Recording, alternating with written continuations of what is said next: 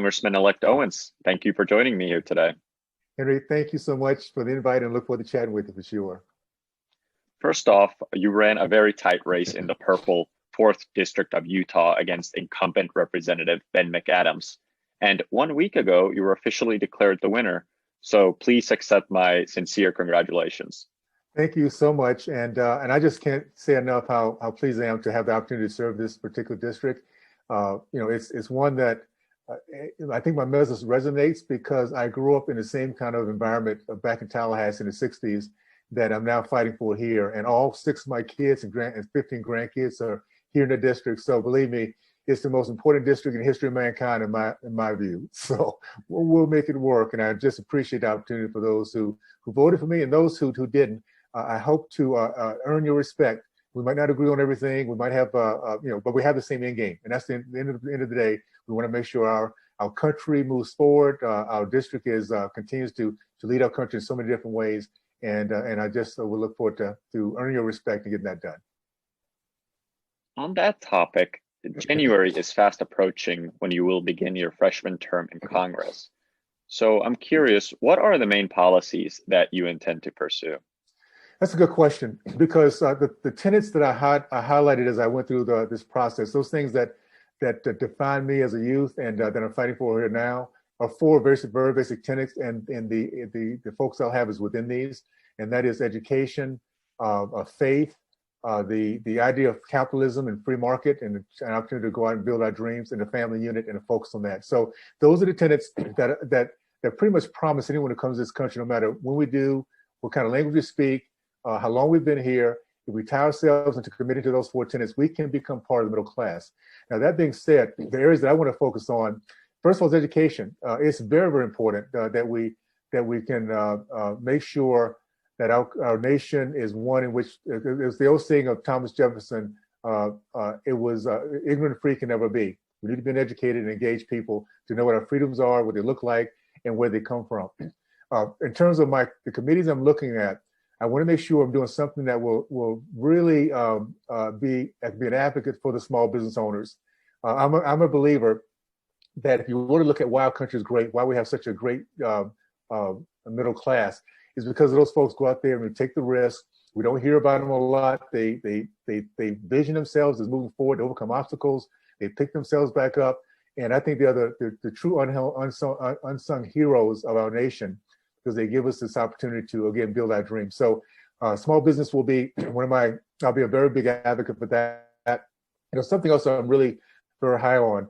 I think this state, union, our particular state of Utah, can be the first traffic-free state in the union.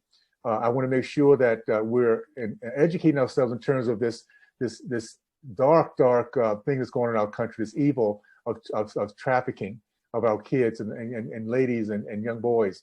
It's something that we have to address, something we have to be aware of. And my goal is to work with Tim Ballard, Operation Underground Railroad, with state legislators here and officials, and make sure that we educate our families in terms of the threat, and also make sure that we can come up with a model that makes sure those types of predators will never ever want to step foot in our state. So that, I guess, if I can highlight, those are the particular areas, the committees I like to look at, and we'll see where that goes. But overall, it's those 4 tenets I mentioned that I will continue to highlight that brings us all together, no matter whether we're Democrats, Independents, or Republicans. We can all agree that those are very important tenets that we should strive to and protect. Right, got it. Is there, so the topic of trafficking, it's obviously tragic and everybody knows about it, but I'm not sure it's considered to be, it's not really in the news. Certainly I haven't heard about Congress raising the issue like in any significant matter over the last few years or so anyway. Is the problem of trafficking larger and more widespread than people make it out to be? And Henry, you just nailed it. And that's the problem. It's not that it's not happening. It's not that it's that we're not engaged or educating ourselves to it. Yes, there are 50 million slaves around the world today, many more than we had during the days of, course, slavery back in the old days. We also have over 10 million children being trafficked. and they traffic not only for sex, but for organ harvesting and for slave labor. It's hideous. We right now, a country that is bringing is the biggest consumer of this product because it is a product used over and over again, unlike drugs. It is hideous, it's evil, and it's time for us to really have this conversation. One thing about the slavery, the days of in the 1800s, it was Harriet Beecher Stowe, I think it's Beecher Stowe, that actually wrote the book Uncle Tom's Cabin. And that book actually opened the eyes of Americans across the country. They had no idea what slavery looked like. They weren't around it, they didn't see it, and they had no idea until they read the book. It was a game changer, and it was actually what got our nation to open our hearts to the empathy of what's going on with this misery that people aren't seeing. The same thing is happening with those predators who are taking advantage of our free nation and that naivety of parents who are thinking that we're safe and not knowing what happens until they lose their child. We just had 50 children being rescued in Atlanta back in August, and yet it's not hitting the news. 50 families been impacted, 50 children that have been abducted and used, and yet we're not talking about it as if it's a big deal. So yes, it is time for us to wake up. We have organizations like Operation Underground Railroad that's been fighting this for the last 10 years. And it's again, I'm looking forward to not only parents here in this great state becoming aware of it, but learning how we can fight against it and figure out models to make sure that throughout our country, families are not having to deal with this most hideous trafficking, slavery that is now happening in our day. I see. Now, when we speak of the trafficking victims, do they come from overseas, from Latin America? Are they smuggled across the border, or are they American children who are being abducted? All of the above, Henry. These are good questions. All of the above. The reason why the wall is so important, and this is what President Trump talked about, what Tim Ballard talked about, is as long as you have a wall in which we do not have a port of entry, we have these coyotes that bring these children and these women across the border, and they sell them in places all across this country. So you have that. You also have in these at-risk environments, we have children that do not have parents, do not have a father or a mother that really knows who they do, what they are, and where they are, that end up leaving, running away. And they are very much at risk because once you can run away, you're off the grid. If people don't know where you are and what's happening. And of course, you have the fact that we are the biggest, one of the top consumers around the world. So you have people literally bringing these kids or women here to this country, and young boys. And right now, there's so many different ways that again, Operation Underground Railroad is addressing this. There's now apps that we can now use to kind of become more aware of it. And again, if you go to my website, by the way, Burgess for Utah, we have a place in there where we actually have the model set up in terms of what we plan on doing and how we're addressing this. So we can see that the educational part, the implementation part, the enforcement, all those that are putting together to make sure this becomes a big issue. So I'm glad we're having this conversation. I'll tell you my biggest concern. It is when we start talking about this, is how we have liberals who bring up things like QAnon. We start talking about things like trafficking and child slavery and all that kind of stuff. And all of a sudden, the conversation has changed to something that becomes conspiratorial. We cannot allow that to happen. Let's have this conversation. Let's stay focused on that conversation. Let's not drift it off into some kind of conspiracy that we're all of a sudden it's a far right conversation to have. It bothers me to no end when we know today there are people out there, the kids and women and young boys that are going through misery as we live in our homes, live in our safety, and then turn it into a conspiracy because we're now talking about it. So let's not let that happen. And if someone does make that transition, ask them why. Why is it that people like Tim Tebow and Tim Ballard and our president, they're now looking at this issue of trafficking? All of a sudden, the conspiratorial conversations come in because we start talking about this. So just be aware of that. I became very frustrated to see that happening throughout this campaign, and it's time for us to put an end to it. If we talk about this evil that's attacking our society, attacking our kids, and it's switched to some conspiracy, ask the person who's talking about it, why are you doing that? Why not stay focused on this issue that we need to address and make sure that our children are safe no matter where they are, and sometimes day or night, and no matter what zip code they live in. So it sounds like you're saying that there are at least elements on the left side of the country, on the political spectrum, who think that your advocacy and this broader work to rid the country of sex trafficking and child trafficking more broadly is a right-wing conspiracy theory, and it's a non-issue. Because I was thinking that this would be perhaps, I wanted to ask some questions about opportunities for bipartisanship that you see in the second, in your first term. And I thought that this would be an easy win to get at least most Democrats and most Republicans on board to come up, craft legislation to attack this issue if it truly is as widespread as you say. You know what, Henry, I totally agree. This is one of the reasons that I want to do this. The issues that I'm focusing on right now are ones that I feel are bipartisan. I truly believe we have in this country good people that are Democrats, independents, Republican. My family, 99% of them are Democrats. We love each other. We have the same end game. And you're absolutely right. This is something that's bipartisan. Child trafficking and small business ownership are things that we should be talking on both sides of the aisle, because no matter where we are in terms of our party, we all want to succeed. We want businesses to make it happen. And there are many Democratic business owners who look and understand the power of having something they can own to pass on to their kids and to build their dreams with. So yes, this is bipartisan. It should be. If in case you find that people are not willing to have this conversation, please take note of who they are and ask them questions. Why? Why are you not on board? Why can you not have this conversation without trying to take it someplace else? Because it's something that's very serious. And just as it was back anywhere around the world and throughout this country, slavery is the worst evil we could talk about. We just finished it here in the United States 200 years ago. We still talk about it because we should. It's an evil. It's happening today. And that's the point I want to make. 50 million slaves around the world is something that many people have no idea is happening. And it's time for us to have this conversation. And I'm willing to be an advocate for this process and to bring it to light so we can have these conversations and make a bipartisan process here in Utah that we can literally be the model for the rest of our country in terms of how it's addressed and how it's handled, and how we make sure that those who take advantage of our most innocent are dealt with appropriately.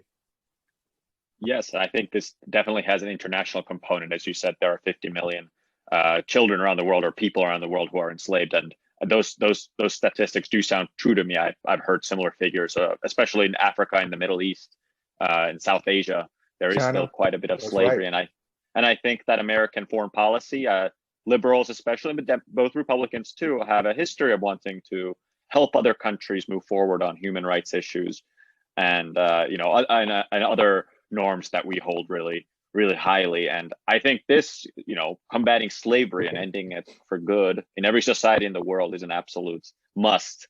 From the moral perspective of the United States.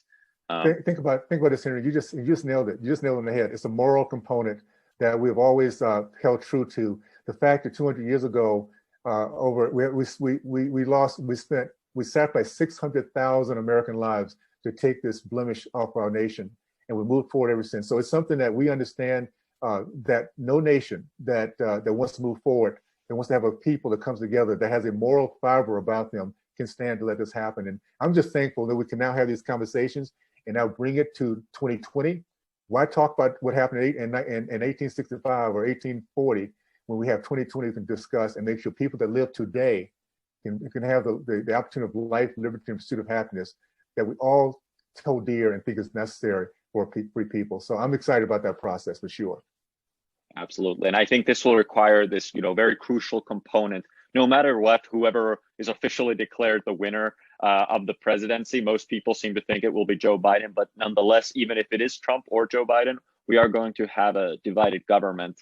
And in order to get anything meaningful done, we will have to work with the other side. Yeah. And so this brings to my second topic that I wanted to discuss with you today. Individual people can say what they want about President Donald Trump, but over the last few years, I think it's clear that he's delivered some serious results despite substantial opposition from the left and sometimes from within even his own party. His results and things he has gotten done, though, have been very well received by his supporters. as evidenced by a 95% approval rating among Republicans. I think it's fair to say, however, that he may have gotten even more done if he had managed to get broader approval for his policies outside of his core base of supporters. So, assuming Donald Trump will no longer be the head of the Republican Party, do you think it would serve the Republicans well in terms of delivering accomplishments and getting results done if they're able to find leadership that proactively works to widen their base of support? I know I just spoke a lot there, but in other words, should the Republicans seek leaders who are more respected and liked by the other side than Donald Trump was? Well, I'll say this. There's a couple of nuances to that question. And I guess the first is, and let me just say this as a quick backdrop. It's important to understand that the idea of success has been experienced by every single race that's come to this country. And I pointed out by saying in the 1960s, it was a Black community that led our country, segregated community I grew up in. I experienced this myself. That led our country to growth in the middle class, men matriculated from college, men committed to marriage over 70%, and the percentage of entrepreneurs over 40%. 50 to 60% of Black Americans in the 50s and 60s were part of the middle class, segregated communities. So when I talk about this, it's not hypothetical. What I've seen over the years is our community and our nation being turned upside down by an ideology that is so much against everything I just mentioned. If they're against education, against God, against the capitalism, they're against the family unit. So what President Trump has done is he's a man of his word. He kept his promises. And by keeping his promises to every American, particularly Black Americans and those at risk, he has opened up this tent. He's shown America what really brings us together. It's not our diversity that we should focus on. It's not where we came from, our color, our height, our gender. It's our dreams of being Americans, being proud of who we are. And he's done that better than anybody else that I've seen in my lifetime. The result is very simply this. Forget all the words. I'm sick and tired of all these nice words and being articulate and being presidential. At the end of the day, what he did was brought results. The lowest unemployment in the history of our country for Blacks, Hispanics, Asian women, veterans, a 40% increase in Black business ownership, which is enormous because that's where the middle class is built. That's where the dreams are accomplished. 40% increase. And again, these are things that says that people are buying it. Now, what is the results of that? Well, we had an increase of 18% of Black men that voted for President Trump, up from 12%. We had a doubling of Black women that voted for President Trump, 8% versus 4%. We had a growth of the Hispanic community, over 30%. The gay community. You had even in places like New York City and California, increase of voters for President Trump. So I'm not into the idea of having been liked by everybody. And you'll hear as I give my views, I like to give my views respectfully, but I give it very, very passionately and with belief that it really truth matters. And at the end of the day, it doesn't matter what President Trump's tweets were. What he gave was millions of people hope, opportunities. And those are the things that bothers me when we can have such success, and yet people will vote for somebody else because he doesn't tweet, because he doesn't say anything, because he's, quote, nice. Well, what about instead of being just nice, how about getting results that the American people can truly feel good about where they are? And I'm just excited to see that in this time in our country's history, so many folks are now gravitating to belief in our country, pride in who we are, and against the divisiveness that we've seen so far on the hard left. And for those Democrat friends of mine and independent and Republicans, when I talk about the hard left, understand we're talking about leadership. There's an ideology of socialism and Marxism that destroyed my community, literally destroyed my community. When you have a community now in the state of California where 75%, 2017 study, 75% of Black boys in the state of California cannot pass standard reading and writing tests. 13 schools now in the city of Baltimore, zero proficiency in math. You have across the board 83% of Black teen males during the Obama administration, jobless, unemployed, soon to be unemployable. These are policies that's brought misery to my race. And it will bring misery to our nation if we don't understand what we're up against. So I'm all pro for a president who fights against the bullies, who might not do it the way traditional politicians have done it, but the traditional politicians have done have done not very well for many of us. And I'm thankful to see a president who stood by his word, made things happen, and made a lot of enemies, because when you shake up the old school, some people don't like it. and I'm okay with that. So that being said, I know that's a long answer to a short question, but No, I think the key to it is this. Let's not worry about personalities. Let's worry about results. If you care about other people, let's put on our empathy hat. Okay. Let's think about what other people feel when they get hope. And if you truly have empathy, you're all in to all the millions of people now that have jobs, have hopes, have education, building their families again, and believing the American dream is truly available to them. And if you don't quite get that, and you think a tweet is more important to voting, I just hope you search your hearts a little bit. I see. No, I think that was a really fascinating to hear your stance on this topic. And related to that subject, you mentioned how Donald Trump received really stupendously good and surprisingly good, if judging by mainstream media polling, support among Black women, Black men, Hispanics, obviously. Do you think, and as Republicans were seen as forever being the white party, especially under the so-called populism of Donald Trump, but this last election more or less disproved that notion that it's actually possible for Republicans to increase their share of the pie, even though they are often referred to as the party of the white man, for lack of a better word. Do you see this trend continuing in the future and future elections, for more and more minorities coming over to the Republican side of the aisle? Absolutely. And this whole thing, this is why I'm so excited about what I'm seeing across the board. What we're seeing today is Black Americans, Hispanics, gays. We're leaving the plantation of an ideology, a party that believes that we should think with our skin. We've been taught that 93% voting for one party is okay. We have people that are totally not monolithic. We think different. We worship different. We have businesses. Some, there's communists and there's capitalists. We are such a diverse race, and that we should never be looked at as monolithic. For those who do that and to put us in this box, it's called racism. When people judge and we think we should think in a certain way because of our skin color, it's called racism. So now we're breaking out of that, and I think that's the greatest threat to the hard left. That's the reason why they want to make sure we keep our walls down so they can replace the Black community that they've been addicted to for decades. You understand, when the expectations are 90% plus to keep power, if we get down to 80%, 75%, 60%, there's no power left, and they have to figure out another way to get it done. So that's why tearing down the wall was so important. They need to have other people coming from different parts of the world that don't understand our country, don't love our nation, are not proud to be Americans, don't know anything about us, our history, because once people come in and they're put into that dependency place, then they will vote Democrat. I can tell you that from experience of watching my community, from that great community of the 60s to where we are now. We're coming back because many of us are saying enough of this. We don't want to be dependent on any party, any politician. We want to vote our values and principles first, and we'll get that done and we'll move forward. So yes, the trend is changing.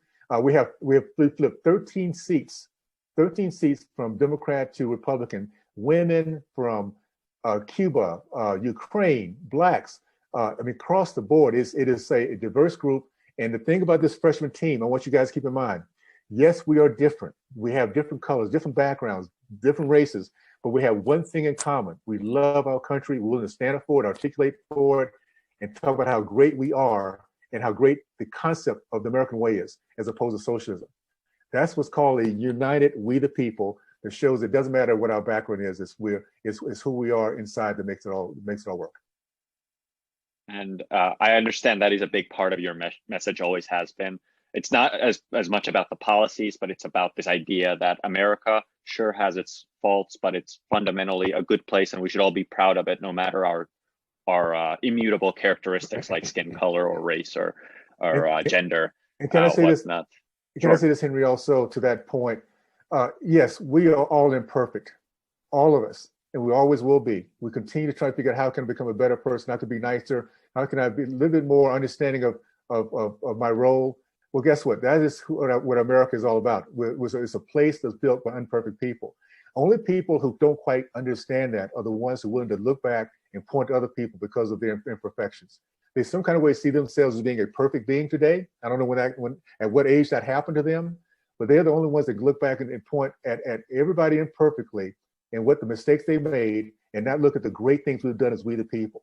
We are the greatest country in the history of mankind because of the way we treat each other, because of the way we serve, because of the way we think outside the box and build our businesses and build our dreams. No one does it like we do. And in the process of doing that, meritocracy is at the very core of what makes us attractive to other people. So as we continue to create our value within and bring value to our nation, believe me, color, race, gender will become so non-consequential because we care about the fact that somebody's coming on board to give us a better feeling, a better value, and that's all that matters. So let's get back to the meritocracy, looking at each other from inside out instead of inside out versus outside in, the way God does, and we'll be, again, a much, much better nation. Thanks for that. A number of politicians have recently given their own advice to President Trump on whether or not to concede the election to Joe Biden. So hypothetically, if he called you up today and said, Burgess, should I concede or should I stay and fight on? Do you have any advice that you would give to him? I'll only give him advice he already knows. President Trump's a fighter. He loves our country and he understands the rule of law. At the end of the day, there's a system. And there's too many questions. We have 74 million people voted for President Trump. We have questions. How is it that so many people can vote for President Trump and so many minorities can stand up more than ever before? And yet we have a Vice President Biden who supposedly, based on these numbers, have brought in more votes than President Obama his first time around. How does that work out when you see there's such an energy for President Obama and such a lack of energy for Biden? So my suggestion is what he's doing already. You have legal options. Make sure that at the end of the day that we the people feel comfortable that this was done right. As long as there's questions about cheating and fraud and all the things that's going on right now, as long as there's questions, is not the way we should go into this next process. By the way, I think Joe Biden should also take part in making sure that this was done right, just like we did with Gore and Bush. We both agreed. Let's figure out what happened. Let's make sure that when at the end of the day, what comes out of it is the way we should go. Well, I invite the Biden team to take part in making sure that we all feel this was illegal and done correctly. And to conclude the interview, I like to end on a more optimistic note. There's so much negativity right now everywhere, all over the airwaves. Everybody's down about something. So I wanna end on a more hopeful note. So as you enter your freshman year in Washington in a couple of months, what are you most hopeful and optimistic about? Well, it's interesting. So I know my history, Henry, and this is what gives me such pause to feel blessed. I know our history. I know that what we the people have done in the past. I know because we start our country on Judeo-Christian values, that every single generation we get better and better at not only looking at each other, serving each other, but understanding what our country is capable of. I'm very excited, first of all, that we the people came to the plate and we had so much engagement this time around. We made sure that the conversation of socialism and our American way of capitalism is now on the plate. And we voted in this particular vote to go in the way of the American culture. So just know that the American people have always come through. We are a people of optimism. That's who we are. We dream. We think about our family, our businesses, our vacation, our memories, all our retirement. And sometimes we forget that there's evil at the door until things happen like Pearl Harbor or 9/11 or this last year when so many businesses were shut down. We couldn't go to church. Schools are still closed down. We're realizing now as Americans are waking up that it's something we need to engage ourselves. We need to take time to make sure that our country's values and culture remains intact. And I tell you, I'm so optimistic when Americans wake up, we do something that I can summarize in 3 words. Al Davis used to say back before you were born. Al Davis used to say, just win, baby. And I tell you, that's what Americans do best. Once we wake up, once we engage, once we know that our culture is at risk, we come together and start communicating, cross party lines. Democrats and Republicans start to talk, and we realize that we're not each other's enemy. Yes, we do have an enemy called socialism and Marxism, but we together, we the people, will continue to work toward making sure our country continues to be the freest in the history of mankind. So I'm excited about where we are today. Just know we're now awake.